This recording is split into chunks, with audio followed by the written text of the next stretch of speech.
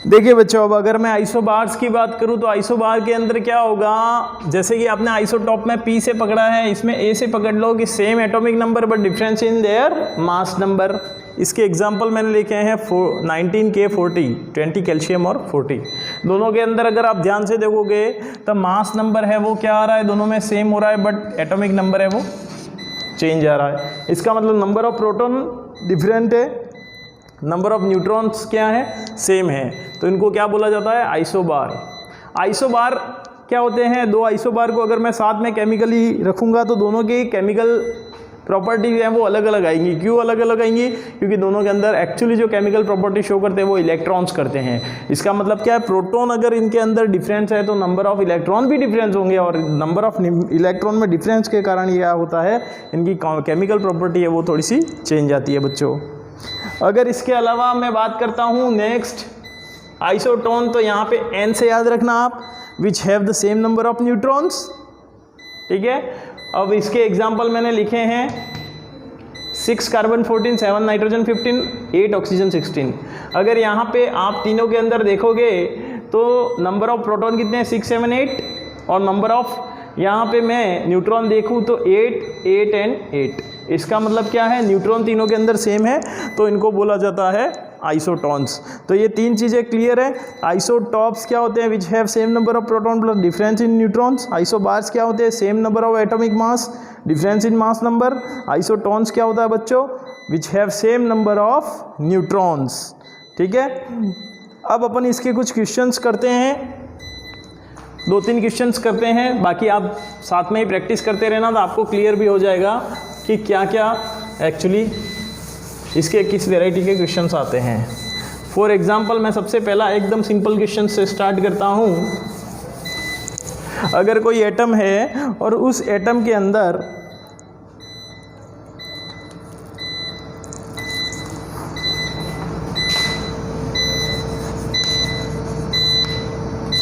Atom contain, एक second,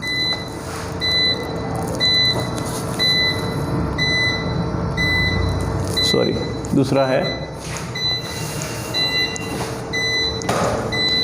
किसी atom का एटॉमिक नंबर है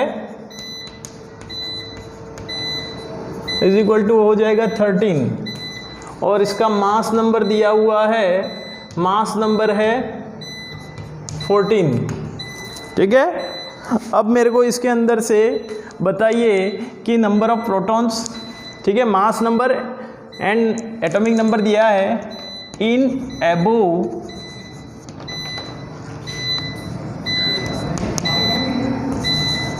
इंफॉर्मेशन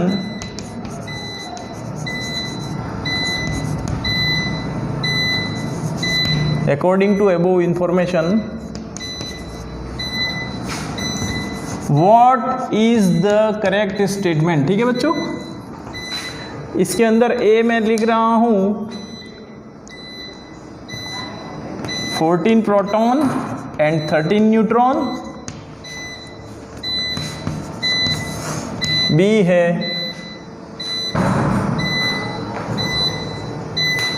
13 प्रोटॉन एंड 1 न्यूट्रॉन, सी है 1 proton and 13 neutron, and D है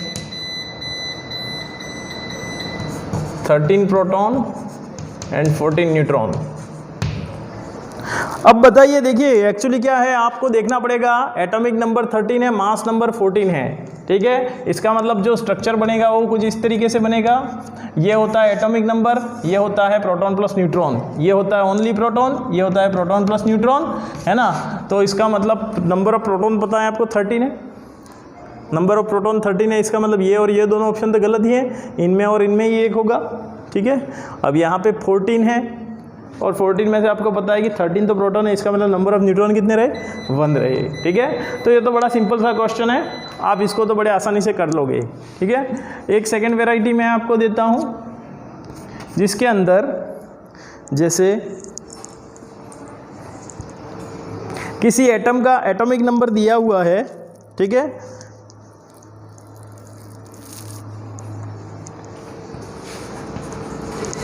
एटॉमिक नंबर है 13 एंड मास नंबर दिया हुआ है 27। ठीक है, अब मेरे को इसके अंदर से वही सेम टू सेम चीज़ बताइए कि नंबर ऑफ प्रोटॉन और नंबर ऑफ न्यूट्रॉन्स कितने कितने होंगे। ठीक है, सबसे पहले ए 13 प्रोटॉन प्लस 13 न्यूट्रॉन, बी है 13 न्यूट्रॉन प्लस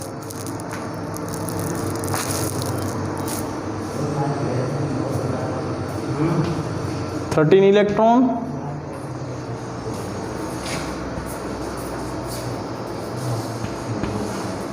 सी है 13 न्यूट्रॉन और 13 प्रोटॉन कर देता हूँ।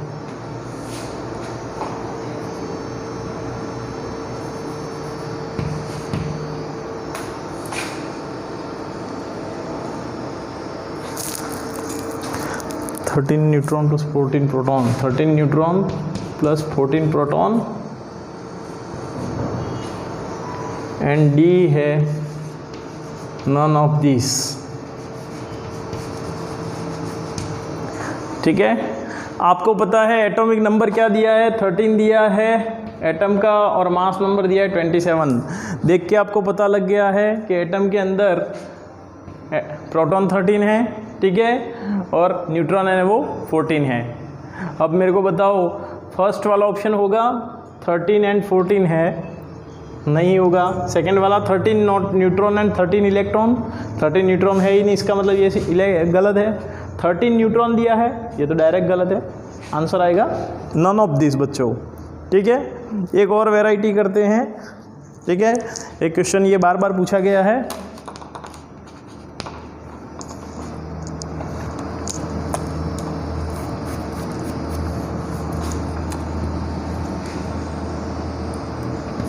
किसी एटम का एटॉमिक नंबर दिया था, एटॉमिक नंबर दिया था 27, एटॉमिक नंबर दिया था 12 एंड मास नंबर दिया था, एटॉमिक मास दिया था 24। ठीक है, और फिर लिखा था it nucleus contain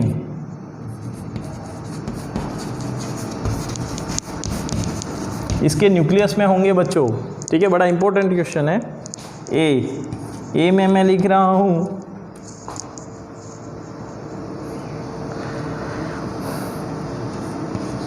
12 proton and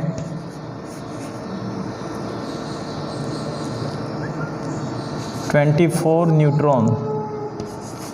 ठीक है, B 24 proton and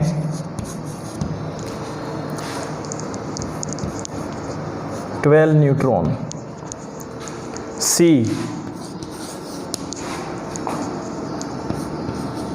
12 electron and 12 neutron. ठीक है, और डी है नन।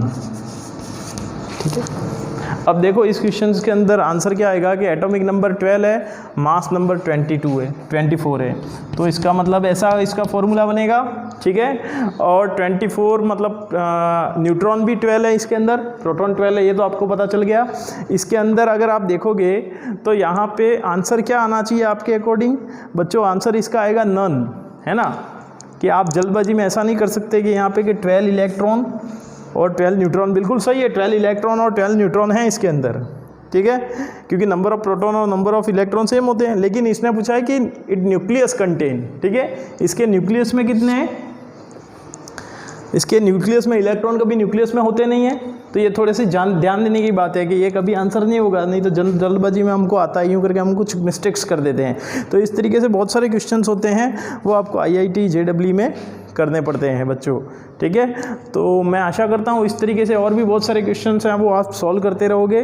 ठीक है, आज की क्लासेस के लिए इतना ही, बाकी अपन आगे अगली क्लासेस में इसको और डिटेल से पढ़ेंगे चैप्टर को। Okay, thank you.